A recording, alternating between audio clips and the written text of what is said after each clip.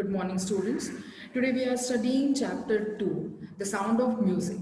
इसका आज हम सेकेंड पार्ट पढ़ेंगे, the shehnai of Bismillah Khan के बारे में। ये जो लेसन है, ये एक बायोग्राफिकल पीस है of the people who have achieved success and recognition.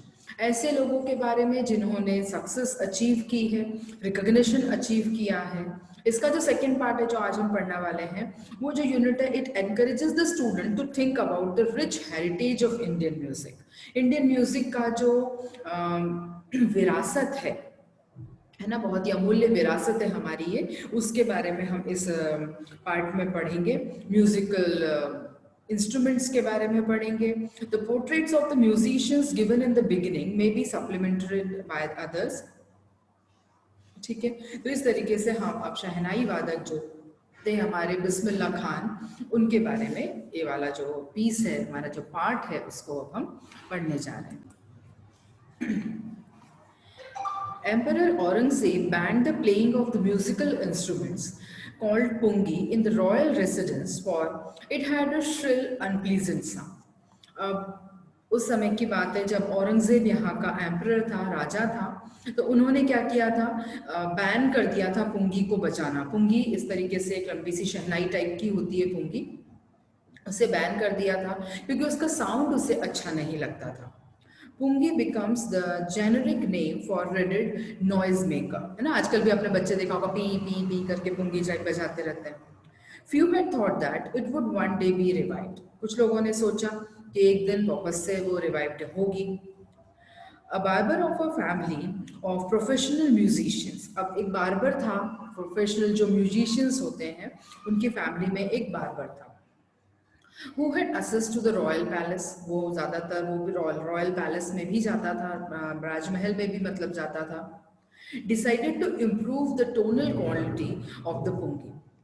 पुंगी की जो आवाज़ है, जो पसंद नहीं आ रही थी, अनप्लीजेंट है, तो उसने ये डिसाइड किया कि इसकी आवाज़ को, इसकी क्वालिटी, जो आवाज़ की क्वालिटी है, ट्यून की जो क्वालिटी है, उसको सुधारा जाए।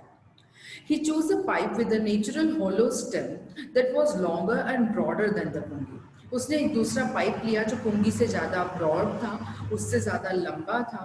When he played on it, और जब उसने उसमें प्ले करना शुरू किया, closing and opening some of these holes, कुछ होल्स बने हुए थे उसके अंदर, जैसे आपने बांसुरी देखी होगी उसमें होल्स होते हैं, उसमें का ही बड़ा पाइप था, लंबा था, ब्रॉड मतलब चौड़ा था, उसमें भी छेद थे।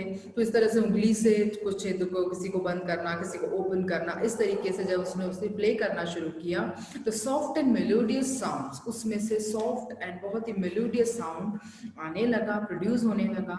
He played the instrument before royalty and everyone was impressed. अब उसने रॉयल्स के सामने, मतलब राजदरबारियों के सामने जब इसे प्ले किया तो सब लोग उससे बहुत इम्प्रेस हुए। The instrument so different from the pungi had to be given a new name. अब ये पुंगी से अलग था, तो इसको अब नया नाम देना जरूरी था। As the story goes, since it was first played in the Shah's chamber, है ना, शाह मतलब राजा के चेंबर में सबसे पहले इसे बजाया गया। उस समय शाह बोलते थे, मुस्लिम्स लोग थे वो लोग। एंड प्लेड बाय अनाल नाई, है ना, और नाई के द्वारा, बार्बर के द्वारा बजाया गया था। शाह का चेंबर था, नाई के द्वारा बजाया गया था। शाह नाई, इन दो वर्ड्स को जोड़कर जो इंस्ट्रूमेंट का नाम पड़ा वो बना शहनाई। ठीक, the sound of the shehnai begin to be considered auspicious. अब इस साउंड को बहुत ही ज्यादा ऑस्पिशियस, मतलब जो भाग्यशाली जिसे हम कहते हैं, गुड फॉर्च्यून जो लेकर आता है, वो साउंड, इस साउंड को समझा जाने लगा। And for this reason it is still played in temples, और इसी रीजन से, है ना, अच्छी गुडविल्स लेकर आता है, गुड फॉर्च्यून लेकर आता है, भाग्य लेकर आता है ये साउंड। इसी की सोच के साथ आज भी शहनाई मंदिरों में बजाई जाती है, या फिर जब भी इंडियन वेडिंग्स होती हैं स्पेशली, है ना, शादी ब्याह का जब माहौल होता है, शादियों में बजाई जाती है, क्योंकि हमें गुड फॉर्च्यून की उस समय ज़रूरत होती है। And the indispensable component of an North Indian wedding, indispensable मतलब जिसको त्यागा ना जा सके, है ना, मतलब बिल्कुल अतज्य बन गई है ये शहनाई जो है नॉर्थ इंडियंस वेडिंग्स में बजाई ही जाती है। इन द पास्ट में हम वापस जाएं, the shehnai was the part of नौबत और traditional assemble of 9 instruments found at royal court. ठीक है, जैसे नवरत्न होते हैं वैसे ही नौबात होते हैं। नौबात मतलब ऐसे 9 इंस्ट्रूमेंट्स हैं, म्यूजिकल इंस्ट्रूमेंट्स हैं जो कोर्ट में, रॉयल कोर्ट में होते थे। उनमें से एक शहनाई को भी बनाया गया। Till recently it was use only in temples and weddings. आज भी टेम्पल्स में, वेडिंग्स में इनका यूज होता है। The credit for bringing this instrument onto the classical stage goes to उस्ताद बिस्मिल्लाह खान। अभी तक तो ट्रेडिशनली जैसे हाँ ठीक है मंदिरों में बजती है, वेडिंग्स में बजेगी, लेकिन एक उसको इंटरनेशनल लेवल पर, इंटरनेशनल स्टेज पर जिसने पहुंचाया, लोगों की पहुंच तक जिसने पहुंचाया, एक ऊंचाई पर जिसने पहुंचाया, उनका नाम है उस्ताद Bismillah Khan. As a 5-year-old, जब ये 5 साल के थे, Bismillah Khan played gilli danda near a pond in the ancient state of Dumraon in Bihar. Bihar में, दमरोन में जो छोटे बच्चे होते हैं 5 साल के, ये भी थे, तो पोंड के आसपास गिल्ली डंडा खेल रहे थे। गिल्ली डंडा आपको मालूम होगा, हम सभी लोगों ने खेला है। We would regularly go to the nearby Bihari ji temple to sing the Bhojpuri chaita. अब बिहारी जी का वहाँ पर टेम्पल था, बिहारी जी कृष्ण जी को कहा जाता है, तो वहाँ पर टेम्पल था, तो भोजपुरी में ये लोग गाना गाने के लिए वहाँ पर हमेशा जाते थे। At the end of which we would earn a big laddu, है ना, और उसके एंड में वो बोल रहे हैं कि हमें एक बड़ा सा लड्डू मिलता था जिसका वेट था 1.25 kgs। a prize given by the local महाराज। जो वहाँ के महाराज थे वो सिंगिंग के लिए, जो टेम्पल में लोग सिंग करते थे उसके लिए इन्हें बड़ा सा लड्डू प्राइज के तौर पर देते थे। This happened 80 years ago। ये आज से 80 years पहले की बात है। And the little boy was traveled far to earn the highest civilian award in India, the Bharat Ratna। और जब वो 5 साल के थे, जब से जो वो गाना गाते थे, वहाँ से जो इंडिया का सर्वोच्च सम्मान होता है भारत रत्न, वहाँ तक पहुँचने की जो जर्नी है वो बहुत लंबी है। Born on 21st March 1916, 21st March 1916 में इनका जन्म हुआ। बिस्मिल्लाह belongs to a well-known family of musicians from Bihar. Bihar की एक जानी मानी म्यूजिशियन फैमिली से ये ताल्लुक रखते थे। हिज ग्रैंडफादर, उनके जो ग्रैंडफादर थे, उनका नाम है Rasool Bakhsh Khan, was the shehnai nawaz of Bhojpur king's court. Bhojpur के जो किंग थे उनके कोर्ट में वो शहनाई नवाज के नाम से जाने जाते थे। हिज फादर, उनके जो फादर थे, पैगंबर बख्श and other paternal ancestors were also great shehnai players। और उसके अलावा भी जो भी पैटर्नल उनके एंसेस्टर्स थे, मतलब पिताजी के साथ के उनके चाचा ताऊ, जितने भी एंसेस्टर्स थे वो सभी अच्छे, बहुत अच्छे, ग्रेट जो है शहनाई प्लेयर थे। The young boy took to music early in life. इसीलिए अब बचपन से ही वही माहौल मिला है, तो ये बॉय जो था उसने बहुत जल्दी बचपन में ही म्यूजिक अडॉप्ट कर लिया, अपने अंदर बसा हुआ था उनके अंदर। At the age of 3, when his mother took him to the maternal uncle's house in Banaras। अब एक बार जब उनकी मदर, जब वो 3 साल के थे, तो अपने मैटरनल हाउस मतलब पियर जिसको हम बोलते हैं, वहां जब ये लेकर गई, वो बनारस में था, नाव से वाराणसी कहा जाता है। Bismillah was fascinated watching his uncle practising the shehnai. वहां पर भी शहनाई प्रैक्टिस होती थी, तो वो बहुत ज्यादा फैसिनेटेड हुए उन्हें देखकर। Soon बिस्मिल्लाह started accompanying his uncle। और जल्दी ही उन्होंने अपने अंकल का, मतलब जो मामा होंगे, मैटरनल है तो वहां पर मामा होंगे, उनको अकम्पनी करना शुरू कर दिया। Ali Bakhsh to the Vishnu temple of Banaras. ठीक है, विष्णु टेम्पल बनारस में साथ देने लगे। Where Bakhsh was employed to play the shehnai, जहाँ पर बख्श को एम्प्लॉय बनाया गया था शहनाई बजाने के लिए। Ali Bakhsh would play the shehnai and the Bismillah would sit captive for hours on end. अब जब अली बख्श साहब जब टेम्पल में शहनाई बजाते थे, तो उस समय तो बिस्मिल्लाह खान सिर्फ 3 साल के थे, लेकिन वो बिल्कुल कैप्टिव होकर, मतलब बिल्कुल से बंधक जैसे बन जाते हैं, बिल्कुल बंद कर ना, उसकी धुनों में बंद कर वहीं पर घंटों तक बैठे रहते थे, सुनते रहते थे उसे। Slowly he started getting lessons in playing the instrument. अब धीरे धीरे उन्हें लेसन्स देना शुरू किया गया इस इंस्ट्रूमेंट को प्ले करने के लिए। And would sit practising throughout the day. अब दिन भर वो प्रैक्टिस करते रहते थे। For years to come the temple of Balaji and Mangala Maya at the bank of Ganga. अब कई सालों तक ये काम चलता रहा, फिर ये पहुंचे गंगा के बैंक पर, गंगा के किनारे, उनके तट पर एक टेम्पल है बालाजी का। वहां पर the young apprentice favourite horns where he could practise in solitude. अब सॉलिट्यूड मतलब अकेले में प्रैक्टिस करने के लिए अभी यहाँ टेम्पल में आने लगे। The flowing water of the Ganga inspired him to improvise and invent ragas that were earlier considered to be beyond the range of the Shehnai. अब जो गंगा की जो लहरों की आवाज़ें थी वो इन्हें इंस्पायर करती थी कि नए नए अपने इम्प्रोवाइज किया जाए और नए नए राग जो ऐसे समझा जाता था कि शहनाई पर बजाए ही नहीं जा सकते हैं, उन रागों को भी और ज़्यादा इम्प्रोवाइज कर कर शहनाई में बजाया जाए, इन सब बातों का उन्हें बहुत ज़्यादा मोटिवेशन यहाँ पर गंगा के किनारे गंगा की लहरों की आवाज़ से इन्हें मिलता था।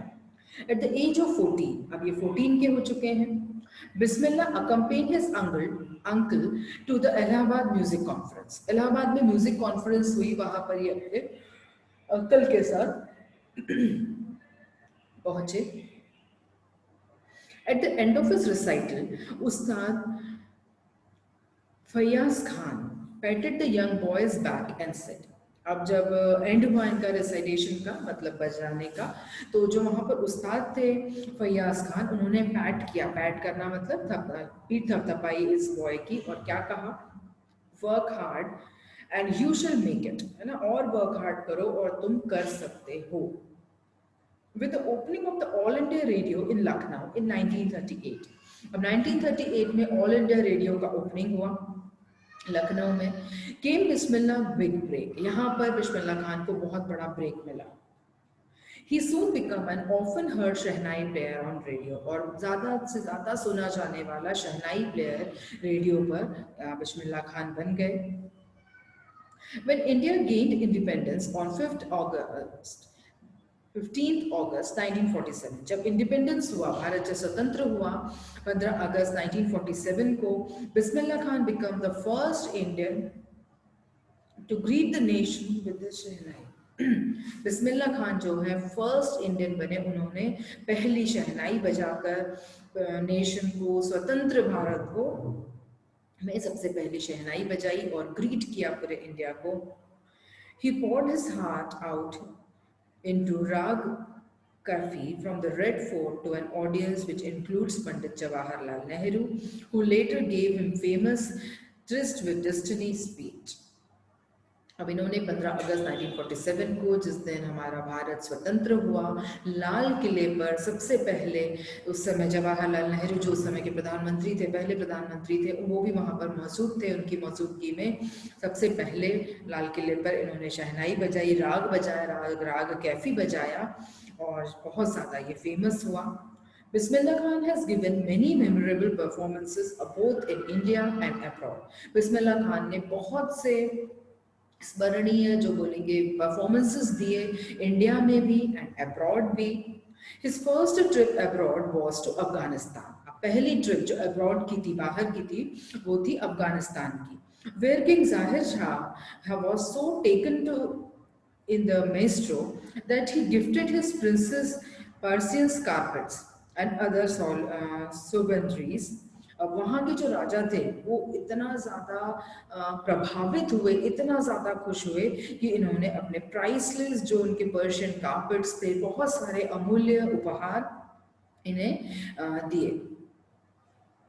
सॉवेनिरीज मतलब ऐसी थिंग्स जो हमेशा मेमोरेबल रहती हैं, है ना, हमेशा किसी इवेंट को याद रखने के लिए दी जाती हैं। The king of Afghanistan was not the only one to be fascinated with Bismillah Khan's music। अब ये अकेले नहीं थे जो fascinate हुए ये king। Film director Vijay Bhatt was so impressed after hearing Bismillah play at the festival with that he named a film after the instrument called गूंज उठी शहनाई। ठीक है, इसके अलावा विजय भट्ट जो फिल्म डायरेक्टर हैं, वो भी, उन्होंने भी जब एक फेस्टिवल में इनकी शहनाई सुनी तो इतने ज़्यादा प्रभावित हुए कि उन्होंने गूंज उठी शहनाई करके एक फिल्म भी बनाई। The film was a hit, बहुत बड़ी हिट हुई वो film, and one of the Bismillah Khan's composition. अब इसमें एक बिस्मिल्लाह खान की कंपोजिशन भी गाई गई, गाना भी है, मतलब जो है दिल का खिलौना है तो गाय, है ना, इस तरीके से, दिल तो खिलौना है टूट गया। Turn out to be nation wide chartbuster, बहुत बड़ा ब्लॉकबस्टर हुआ ये गाना भी।